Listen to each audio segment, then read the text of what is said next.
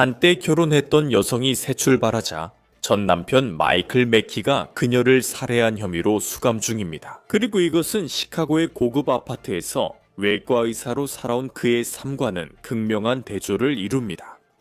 검찰이 그에게 얼마나 강한 증거를 갖고 있는지는 불분명합니다. 하지만 우리는 그의 과거와 모니크 테페와의 관계를 더 알아가고 있습니다.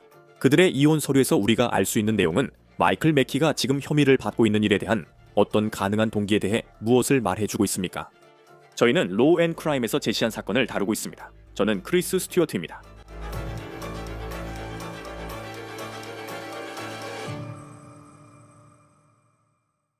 좋습니다. 잠깐만요. 이번 언더케이스 에피소드를 시작하기 전에 저희 파트너이자 스폰서에 대해 말씀드려야겠습니다. 모건, 미국 최대의 개인 상해 전문 로펌입니다. 이들은 1000명 이상의 변호사를 두고 50만 명 넘는 의뢰인을 위해 250억 달러를 회수했습니다. 몇 달 전만 해도 플로리다의 한 의뢰인은 보험사에서 35만 달러를 제안받았으나 1200만 달러를 받았습니다. 한 의뢰인은 보험사 제안의 40배인 2600만 달러를 받았습니다. 모건은 정당한 보상을 쉽게 받을 수 있게 도와줍니다. 휴대폰으로 부상 시 fordpeople.com/otc에서 청구를 시작할 수 있습니다. 아래 링크 클릭 또는 QR코드 스캔이 가능합니다. 오늘은 오하이오에서 주목받는 이중 살인 사건의 중심에 있을 수 있는 이혼에 대해 알아보겠습니다. 이혼은 이 사진이 찍힌 2년 후에 이루어졌으며 사진은 2015년에 촬영됐습니다. 그리고 이 사진은 마이클 맥키와 모니크 사바투르스키라는 여성의 결혼식 날 찍은 사진입니다. 그녀는 이후 모니크 테페가 됩니다. 현재 마이클 맥키는 구금되어 있습니다. 그는 모니크를 살해한 혐의와 모니크가 맥키와 이혼한 후 재혼한 남성을 살해한 혐의로 기소되었습니다. 그의 이름은 스펜서 테페입니다. 그는 오하이오에서 치과의사로 일했습니다. 맥키는 가중살인 혐의 2건으로 기소되었습니다. 그는 12월 30일 오하이오 콜럼버스에 있는 집에서 스펜서 테페와 모니크 테페를 살해한 혐의를 받고 있습니다. 한밤중에 두 사람에게 여러 번 총을 쐈다고 전해졌습니다. 그리고 몇 시간 운전해 일리노이 주로 돌아갔고 그는 그곳에서 혈관외과 의사로 일합니다. 지금 이 사건에 대해 우리가 모르는 부분이 많지만 마이클 맥키와 모니크의 이혼에 대해서는 더 많은 사실이 밝혀졌습니다. 두 사람 모두 오하이오 주립대 출신이며 둘 다 39세입니다. 마이클은 학부 후에도 오하이오 주립대에서 2014 연의대를 졸업했습니다. 모니크와 맥키는 2015년 8월 22일 결혼했고 그날 결혼식 사진이 다시 나옵니다. 결혼 후 두 사람은 오하이오에서 버지니아로 이사했고 마이클은 그곳에서 혈관외과 의사 수련을 이어갔습니다. 그는 로노크 의과대학에서 레지던트를 했고 모니크와 마이클은 이제 버지니아의 집을 소유합니다. 하지만 두 사람의 결혼 생활은 시작부터 순조롭지 않았고 2017년 5월 2일 모니크는 오하이오주 프랭클린 카운티에서 이혼을 신청했습니다. 그곳이 콜럼버스입니다. 고소장에는 그녀가 이혼 신청 당시 오하이오에 6개월 이상 거주했다고 적혀 있습니다. 맥키는 버지니아에 살며 외과 레지던트 과정을 계속했습니다. 고소장에는 부부가 자녀가 없고 모니크가 이혼 신청 시 임신하지 않았다고 적혀 있습니다. 이제 그녀의 이혼 신청 이유입니다. 원고는 두 사람이 성격 차이로 맞지 않는다고 진술했습니다. 현재로서는 그 결혼이 왜 그렇게 맞지 않았는지에 대해 더 자세한 내용은 알려지지 않았습니다. 맥키와 모니크는 결혼 전 최소 몇 년간 교제한 듯합니다. 이는 2013년 친구들과 워터파크에서 찍은 두 사람의 사진입니다.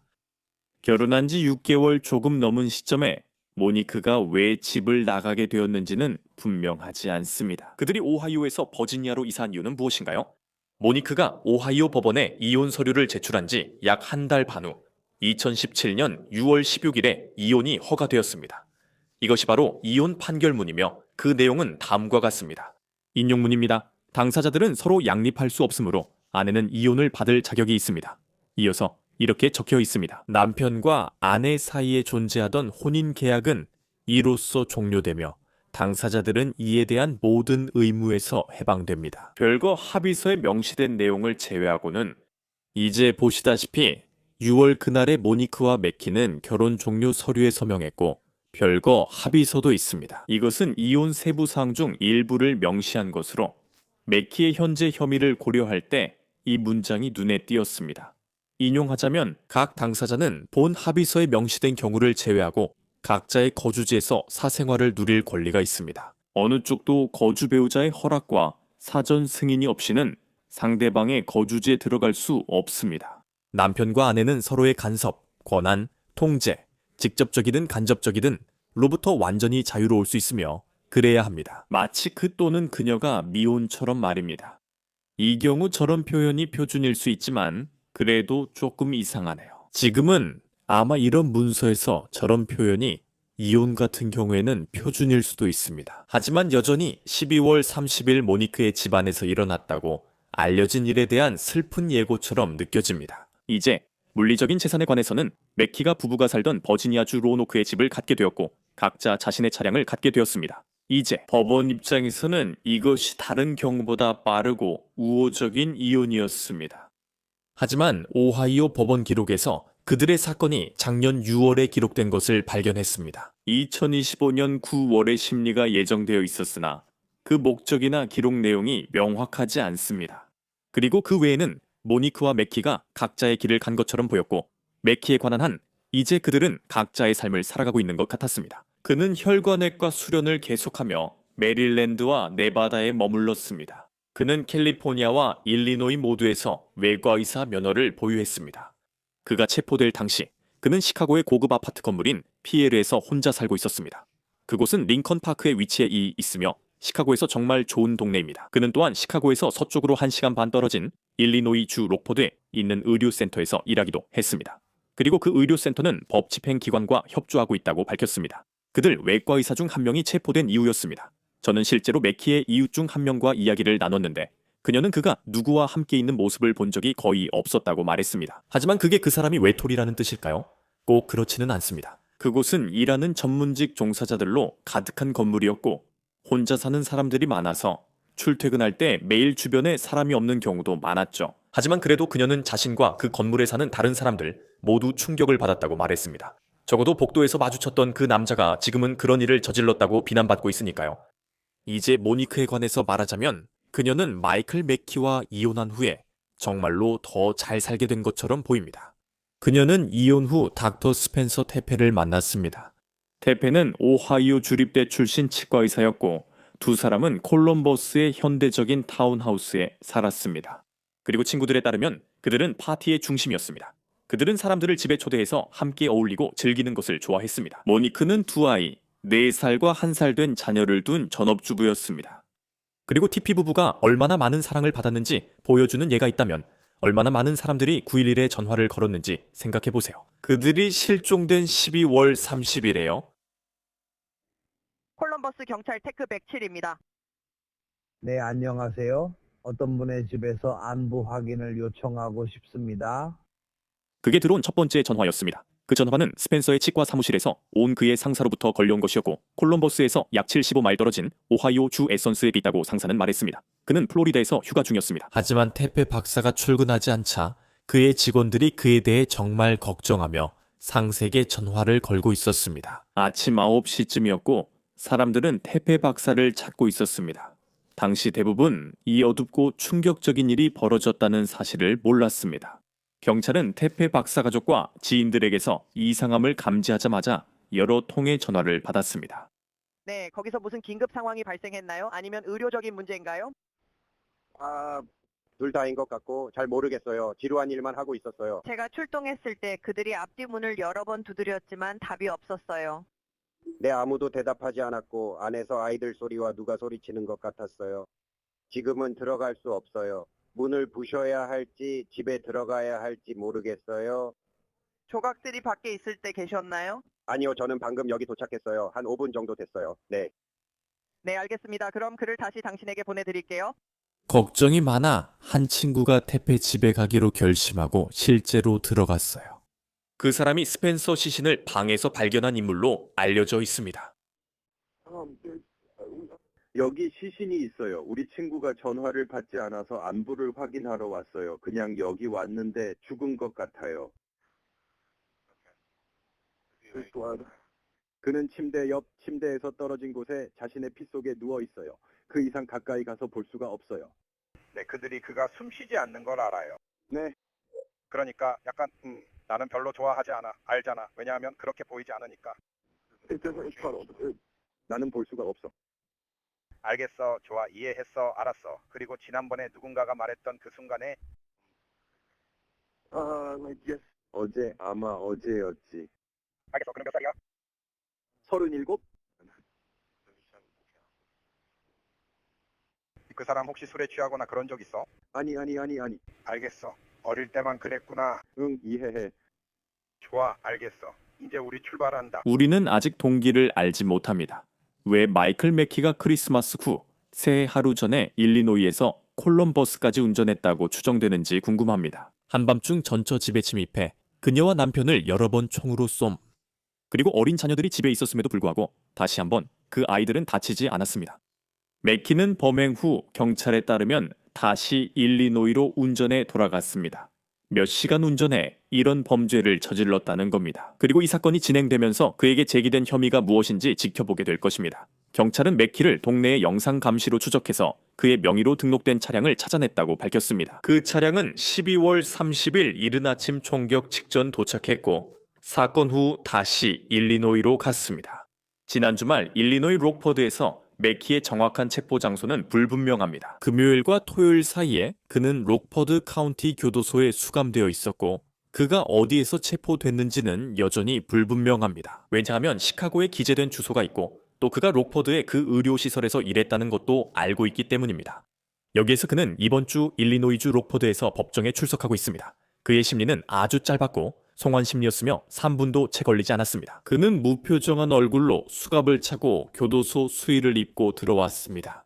그는 국선 변호사의 도움을 받으며 송환 권리를 포기했습니다. 즉, 그는 오하이오로 돌아가서 TP 가족을 살해한 혐의로 기소를 받게 된다는 뜻입니다. 맥키, 그의 얼굴에는 별다른 감정이 없었습니다. 이름이 뭐냐고 물었더니 그는 아주 침착하게 대답했습니다. 이에 대해 이 말을 들어보시죠. 청문회 후 맥키는 국선 변호사와 악수한 뒤 법정을 떠났습니다. 그의 변호사는 맥키가 이번 주 오하이오로 돌아가 혐의의 무죄를 주장할 것이라고 록포드 지역신문에 전했습니다. 이 부분을 논의하기 위해 가족법 변호사 랜디 캐슬러와 함께합니다. 항상 로 앤 크라임에 감사드립니다. 그리고 이혼이 관련된 사건이 있을 때 당신이 우리가 무엇을 보고 있는지 이해하는데 정말 큰 도움이 됩니다. 이 문서들에서 콜럼버스 당국이 공개한 우리가 가지고 있는 동일한 문서들을 당신도 읽어본 것으로 알고 있습니다. 이 이혼 진행에서 가장 눈에 띈 점은 무엇인가요? 그러니까 있잖아요. 저는 놀라지 않아요. 사람들이 이혼이 너무 순조로워 이상하지 않냐고 물었어요. 양쪽 당사자 사이에 적대감이 있을 수도 있고 그가 그녀에게 화가 날 수도 있다는 거죠? 아니요. 그건 이상한 게 아니에요. 가끔은 사람들이 너무 벗어나고 싶어서 자신이 가질 수 있는 것들도 그냥 포기하고 떠나버리기도 하거든요. 하지만 저는 그 서류들을 읽었고 여러분도 그 서류들을 가지고 계시죠? 저와 공유해 주셔서 감사합니다. 저는 그 서류들을 읽었습니다. 간단해 보입니다. 그는 집을 둘 다 차를 갖고 변호사 비용은 각자 부담하며 각자 길을 갑니다. 두 사람 모두 이 관계에서 벗어나고 싶으면서도 라우라의 비용을 내거나 놓치고 싶지는 않았던 것 같습니다. 그녀가 이혼을 신청한 걸 보면 벗어나고 싶었을 수도 있죠. 그리고 그는 싸울 이유도 없었죠. 아이도 없었으니까요. 그녀는 집을 주었고 똑똑했어요. 벗어나고 싶으면 말했을 거예요. 집은 당신이 가지세요. 차도 당신이 가지세요. 저는 제 변호사 비용은 제가 낼게요. 그래서 네, 이혼이 원만하게 끝났을 수도 있지만 그 이면에 뭐가 있었는지는 알 수 없죠. 그녀가 진짜로 어떤 감정을 느꼈는지요. 어땠냐고요? 그러니까 그건 감정이 상한 이혼도 아니었고 비용이 많이 드는 이혼도 아니었어요. 그래도 나쁜 감정이 없었던 건 아니에요. 간단한 이혼에도 종종 나쁜 감정이 숨어 있을 수 있습니다. 그래요. 그리고 그들은 젊었으니까 막 엄청난 주식 포트폴리오가 있어서 정말 복잡해질 만한 상황도 아니었죠. 아이 없이 그는 버지니아에서 레지던트 과정 중 함께 살았어요. 하지만 그녀가 이혼을 신청했을 때는 오하이오에 있는 가족과 함께 살고 있었던 것 같고 그는 여전히 버지니아에 있었어요. 그리고 그녀는 두 사람이 성격 차이로 이혼했어요. 그리고 우리 모두 그 단어가 무슨 뜻인지 알고 있고 아마 그런 식으로 설명할 수 있는 관계를 본 적도 있을 거예요. 하지만 법적으로 이혼을 논의할 때 이혼 판결 사유가 된다는 건 정확히 무슨 뜻일까요?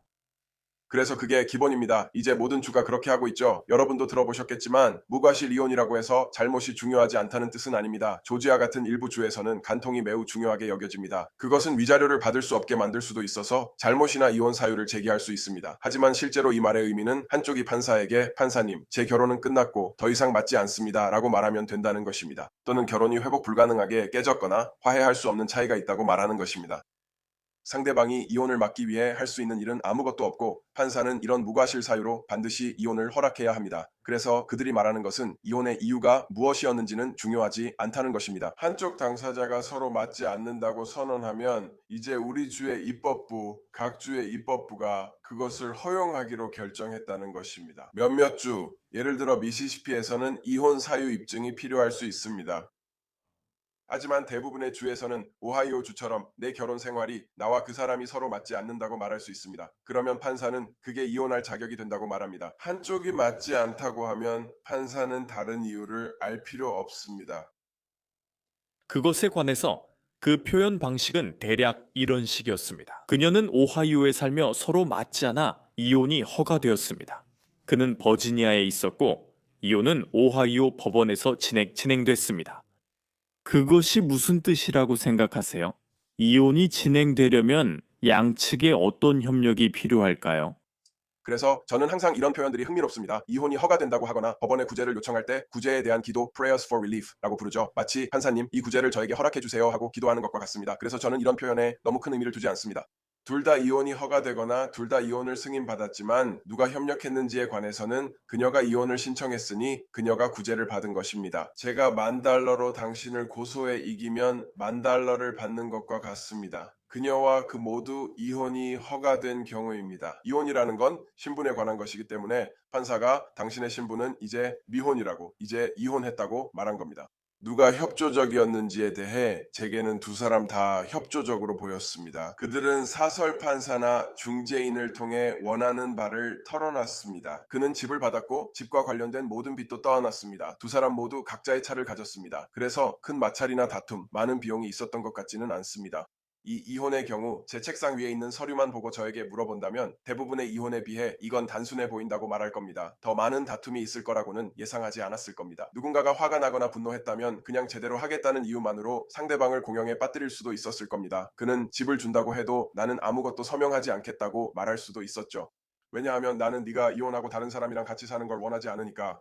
그런 일은 없었어요. 외부인이 보면 간단하고 이해 없는 우호적 이혼처럼 보일 거예요. 그리고 우호적이라는 단어가 사건 이후 며칠 동안 많은 언론 매체에서 사용됐어요. 이 살인 사건이 일어난 후에요. 왜냐하면 모두가, 그리고 물론 진짜 범죄 커뮤니티도 그녀가 과거에 결혼했던 사실을 꽤 빨리 알아냈거든요. 그리고 우리 모두는 이런 이야기를 많이 봤죠. 아, 전 남편이 한 짓이구나. 이런 식으로요. 며칠 동안 소식이 없었고 그 사람 언급도 거의 없었어요.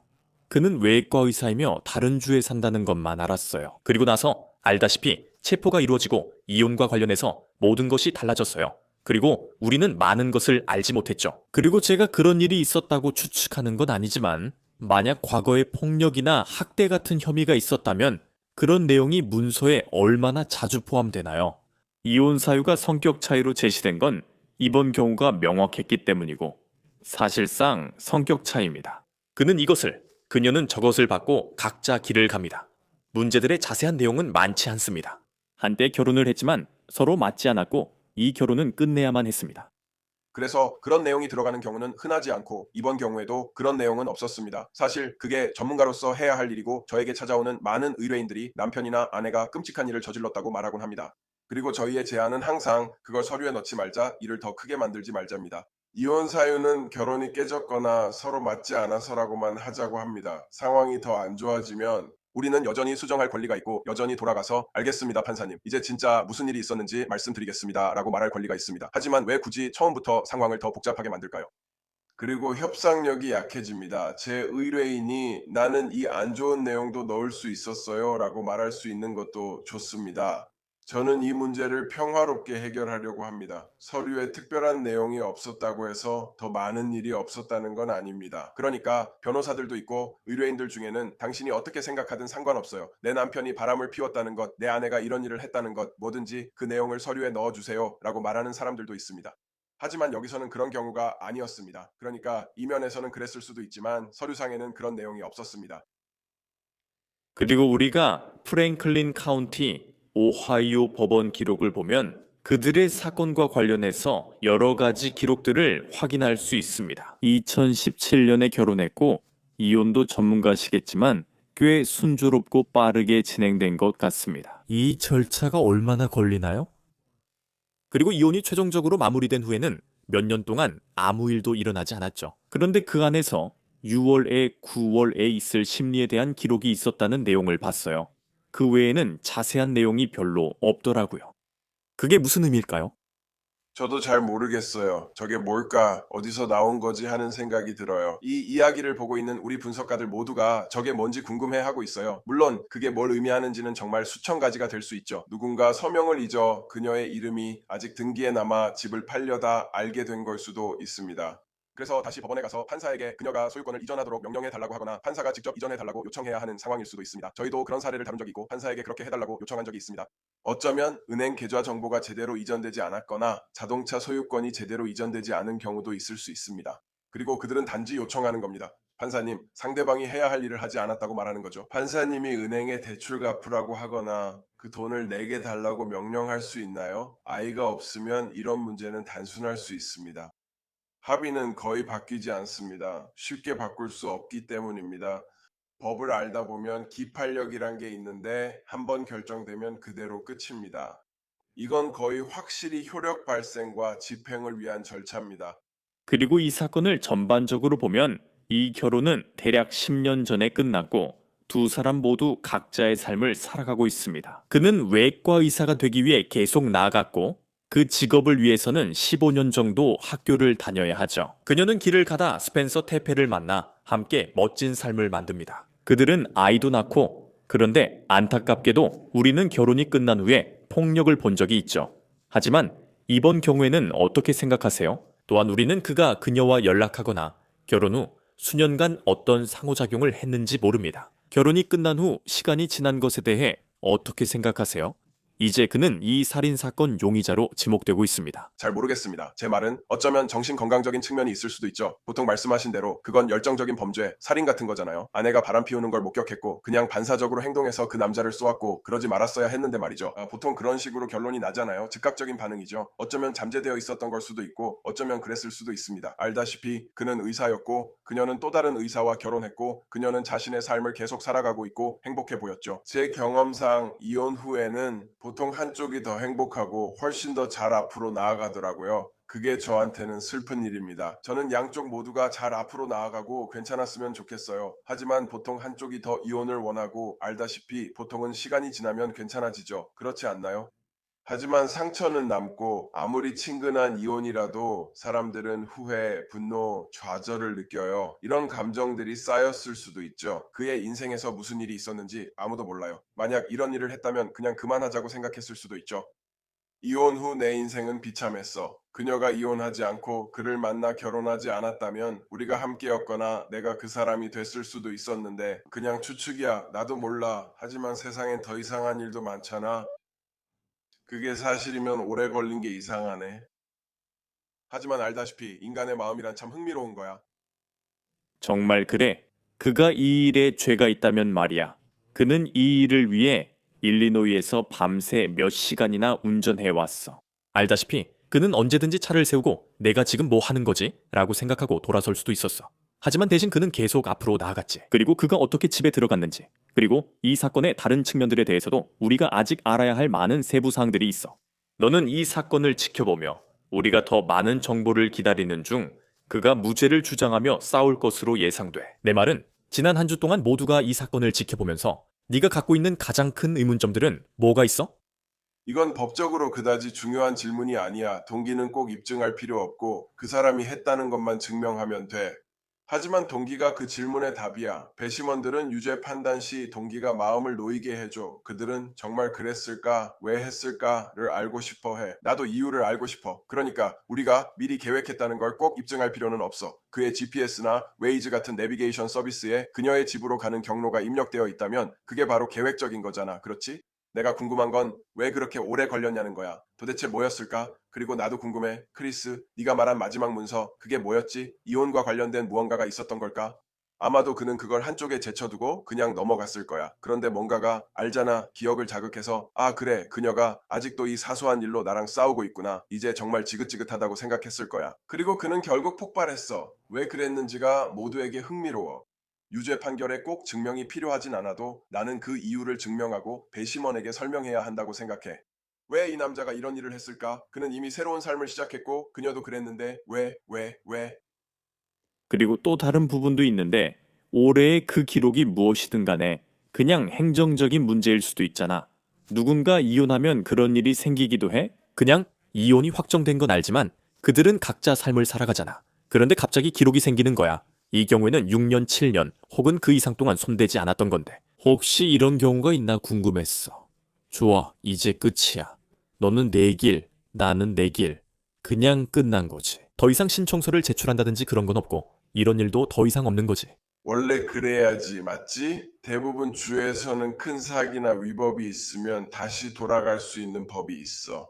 원래는 그렇게 끝내야 해. 내 인생을 살아갈 권리가 있으니까. 이게 공소시효지. 하지만 이건 나를 법 밖으로 데려가는 거야. 이건 거의 PTSD처럼 냄새, 맛, 감각이 비슷하지? 넌 전쟁터에 있었고 전투를 겪었고 그걸 뒤로 하고 살아가다가 갑자기 어떤 걸 보고 기억이 확 떠오르는 거야. 아마 그게 바로 그런 거겠지. 내 질문에 답하자면 대부분의 이혼 기록은 사라졌고 봉인됐어. 뉴올리언스에서는 카트리나 이전 이혼 기록이 없어졌고 방법이 없어. 서류들이 사라졌으니까 결국에는 사무실에서 정리를 하고 서류들을 다 치우고 끝내버릴 수 있게 된 거야. 그리고 오직 자녀가 관련되어 있을 때만 다시 돌아와서 뭔가 달라졌어요 라고 말할 수 있지. 양육권이나 양육비를 바꾸자고 하는 건 상황이 달라졌고 가족이 남아 있어서야. 하지만 자녀가 없으면 이혼은 끝이야. 발견할 수 없었던 명백하고 특별한 사기가 있지 않는 한 그걸로 끝이야. 하지만 새로운 사건이 없는 한 그 사건은 끝났고 다시 열리지 않아. 마지막으로 이 질문이 쉽지는 않을 거예요. 하지만 그들의 결혼을 보면 몇 년간 사귄 것 같았어요. 그리고 그들은 버지니아로 이사해 8개월간 함께 지냈다가 헤어진 뒤 몇 년 후 이혼했어요. 사람들이 결혼하면 어떻게 그런 일이 일어나는 걸까요? 모든 게 괜찮고 완벽해 보이다가 8개월 후에는 상황이 안 좋아지고 갑자기 이혼하게 되는 이유가 뭘까요? 이런 상황에서 당신은 무엇을 보나요? 그 결혼에서 무엇이 잘못됐을지 그 시간표만 보고 생각해보면 두 사람이 이렇게까지 맞지 않게 된 이유가 뭘까요? 알다시피 우리는 법률 변호사이자 법률 상담사라고들 하지만 그건 최고의 심리학자나 정신과 의사라도 답할 수 있을지 모르겠어요. 그래요. 문제가 정말 많다고 생각해요. 제 친구인 판사분이 이런 말을 하셨죠. 정반대인 사람들이 서로 끌리다가 결국 서로 공격하게 된다. 결혼하면 익숙해져 서로를 당연하게 여기고 자신이 하는 일도 잘 인식하지 못하게 됩니다. 심리학자는 이 현상에 대해 길게 얘기할 수 있을 거예요. 상대방을 기쁘게 해주려는 마음이 줄었어요. 이미 그 사람이 나와 묶여 있거나 약속되어 있다고 느끼기 때문이죠. 결혼은 서류에 사인하는 순간 인생이 달라집니다. 그리고 가끔씩 듣는 가장 슬픈 말 중 하나가 이거예요. 결혼할 때 이미 실수라는 걸 알았지만 이미 결심을 해버렸다는 거죠. 가족, 친구들에게 약속했으니 계속할 뿐이죠. 하지만 결국 끝납니다. 네, 결혼을 하면 관계가 정말 많이 변하는 것 같아요. 같이 살고 아이가 있어도 결혼을 하게 되면 달라집니다. 삶에는 여러 가지 다양한 끌림과 당김, 그리고 의무들이 생기면서 인생을 더 힘들게 만들 수 있습니다. 네, 그리고 시간이 지나면서 이 사건의 자세한 내용들이 밝혀질 겁니다. 이혼 서류의 일부 세부 정보만 봐도 정말 안타까운 사건입니다. 랜디 캐슬러 가사 변호사님, 로우 앤 크라임이 항상 함께 해주셔서 감사합니다. 불러주셔서 감사합니다. 이제 가기 전에 매키가 체포된 날, 즉 부부가 숨진 채 발견된 지 약 90일 후 에테페 가족이 발표한 성명을 보여드리고 싶습니다. 인용문. 오늘의 체포는 정의 실현을 위한 중요한 한 걸음입니다. 모니크와 스펜서, 너무 이른 나이에 잃은 두 생명을 되돌릴 수는 없습니다. 하지만 우리는 콜럼버스시 경찰서와 수사관들, 그리고 이 사건에 연루된 사람을 잡는데 헌신해준 모든 법 집행기관에 감사드립니다. 지속적인 지지와 기도, 따뜻한 연민을 보내주신 지역사회에 감사드립니다. 사건이 진행되면 사법 시스템이 책임자를 반드시 처벌할 것이라 믿습니다. 모니크와 스펜서는 여전히 우리의 마음 한가운데 있으며 우리는 그들의 사랑을 이어갑니다. 우리는 두 아이를 지키며 그들의 삶과 남긴 빛을 계속 기릴 것입니다. 대패 부부의 4살, 1살 두 아이는 가족이 돌보고 있습니다. 현재까지 5만 달러가 넘게 모금된 GoFundMe 페이지가 있습니다. 그 아이들은 그날 밤 다치지 않았지만 앞으로 부모 없이 살아야 합니다. 이상으로 로우 앤 크라임에서 전해드린 온 더 케이스를 마치겠습니다. 유튜브와 스포티파이에서 구독해주시고 이제 피콕에서도 온 더 케이스 에피소드를 시청하실 수 있습니다. 저는 크리스 스튜어트였습니다. 다음에 또 뵙겠습니다.